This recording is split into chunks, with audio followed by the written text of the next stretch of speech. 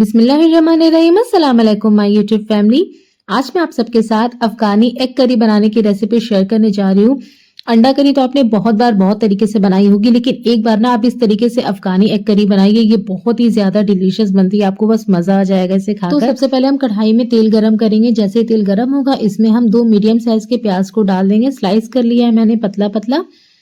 तो इसे हम डाल के इस तरीके से हल्का गुलाबी होने तक, या फिर जब तक कि इसके जो ये लच्छे हैं ना ये अलग नहीं हो जाते, तब तक के लिए हम इसे फ्राई करेंगे। ब्राउन नहीं करना आपको अनियन को, क्योंकि ब्राउन करेंगे तो आपकी ग्रेवी जो है वो रेड बनेगी, लेकिन हमें रेड ग्रेवी यहाँ पर नहीं बनानी है। इसके बाद जैसे ही इसके लच्छे अलग होंगे इसमें हम डाल देंगे अदरक, लहसुन और हरी मिर्च। हरी मिर्च को मैंने बीच से स्लिट कर लिया है।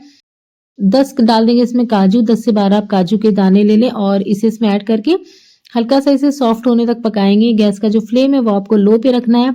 लो फ्लेम पर ये देखिए यहाँ पर प्याज का जो कलर है वो हल्का गुलाबी हो गया है, सॉफ्ट भी हो चुके हैं। तो इसे हम इस तरीके से पहले किनारे कर लेंगे, जिससे कि जो भी एक्सेस ऑयल है ना वो नीचे में रह जाए, और ऊपर ऊपर से हम इस प्याज, काजू और अदरक लहसुन को निकाल लेंगे। और इसके बाद हम इसे रख देंगे ठंडा होने के लिए। सारे इंग्रेडिएंट्स की लिस्ट ना आपको नीचे डिस्क्रिप्शन बॉक्स में मिल जाएंगे, तो आप जरूर चेक कर लीजिएगा। और जैसे ये ठंडा हो जाएगा ना हम ले लेंगे मिक्सिंग जार और इसमें इसे डाल देंगे। इसके साथ ही इसमें जाएगा 1 मुट्ठी भर के हरा धनिया, और अब हम इसका पेस्ट बना लेंगे। तो ये देखिए यहाँ पर मैंने इसका पेस्ट बना लिया है। ये हमारा प्याज, काजू, अदरक लहसुन का पेस्ट बनके रेडी हो गया। इसे साइड में रखते हैं। यहाँ पर ये देखिए कढ़ाई में वही वाला तेल है, थोड़ा सा बचा हुआ। थोड़ा सा तेल हम इसमें और ऐड करेंगे, 2 चम्मच के करीब। इसमें जाएंगे कुछ गरम मसाले, छोटी इलायची, लौंग, दालचीनी और 1 छोटा चम्मच जीरा। हल्का सा फ्राई करेंगे मसालों को 10 सेकंड के लिए। इसके बाद हम फौरन इसमें ऐड कर देंगे ये हमारा प्याज वाला पेस्ट।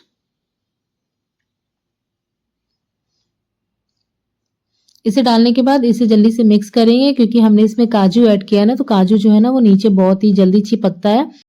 तो आप इसे डालकर तुरंत मिक्स करें, और इसे हमें इतना भूनना है कि इसका जो कलर है वो बिल्कुल चेंज हो जाए और ऑयल पूरा सेपरेट हो जाए इस मसाले में से।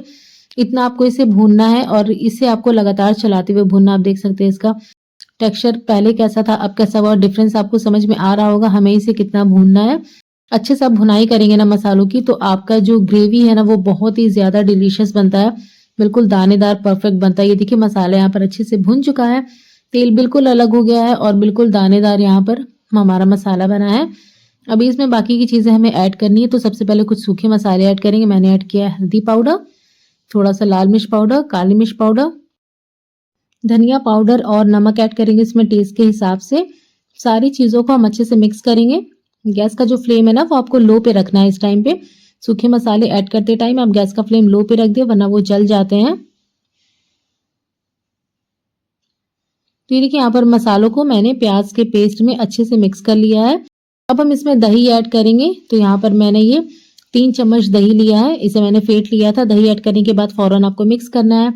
गैस का फ्लेम या तो लो पे रखें या तो बंद कर दे, वरना दही फट सकती है। बस आपको डाल देना है, इसे फौरन मिक्स कर देना है, जिससे कि दही जो है वो फटे ना। और इस तरीके से आपको ना लगातार चलाते रहना जब तक कि ये पकना स्टार्ट नहीं हो जाए। जब पकने लगे तब आप इसे छोड़ सकते हैं, उसके बाद दही के फटने का डर नहीं होता। तो ये देखिए यहाँ पर ये पकने लगा है, तो ढक्कन लगा के छोड़ देंगे इसे फिर से पकने के लिए, जब तक कि मसालों में से फिर से तेल अलग नहीं हो जाता और दही अपना पानी रिलीज करेगा, वो भी अच्छे से भुन नहीं जाता। यहाँ पर दूसरी तरफ हम अंडे को फ्राई कर लेंगे। तो यहाँ पर मैंने ये देखिए उबले हुए अंडे ले लिए हैं। पैन में थोड़ा सा तेल ऐड करेंगे। इस तरीके से आपको अंडे में कट लगाना है। कट लगाने के बाद हम इसे तेल में एक एक करके डालते जाएंगे। हल्का सा इसे हिला देंगे। इसके बाद हम इसके ऊपर डालेंगे थोड़ा सा हल्दी पाउडर, और इसके साथ ही इसमें जाएगा थोड़ा सा लाल मिर्च पाउडर। इसे इस तरीके से हिलाते हुए आप फ्राई कर ले जब तक कि अंडे जो है वो गोल्डन ब्राउन नहीं हो जाते, तब तक के लिए हमें इन्हें फ्राई कर लेना है। तो यहाँ पर अंडे ये देखिए अच्छे से फ्राई हो गए हैं। तो अब हम गैस का फ्लेम बंद कर देते हैं, इसे साइड में रखेंगे। और यहाँ पर ये देखिए हमारा जो मसाला था वो अच्छे से भुन गया है। दही ने जो पानी रिलीज किया था वो भी यहाँ पे ड्राई हो गया है, बिल्कुल दानेदार मसाला बना, आप देख सकते हैं। अच्छे से आपको इसे भूनना है, तभी आपका जो अंडा मसाला है ना अफगानी एग करी बहुत ही ज्यादा टेस्टी बनता है। तो लास्ट में हम इसमें ऐड करेंगे फ्रेश क्रीम, लेकिन मैंने यहाँ पर दूध की मलाई ली है। आप भी चाहे तो दूध की मलाई या फिर फ्रेश क्रीम, दोनों में से कुछ भी एक सामान ऐड कर सकते हैं। अच्छे से मिक्स करेंगे क्रीम डालने के बाद। और अब इसमें ग्रेवी के लिए ना मैं थोड़ा-सा पानी ऐड करूँगी। करीब मैंने इसमें 1/3 कप जितना या फिर हाफ कप समझ लें, मैंने सिर्फ़ उतना ही पानी ऐड किया। आप देख सकते हैं ज़्यादा पानी ऐड नहीं किया, इसकी ग्रेवी बहुत पतली नहीं होती है।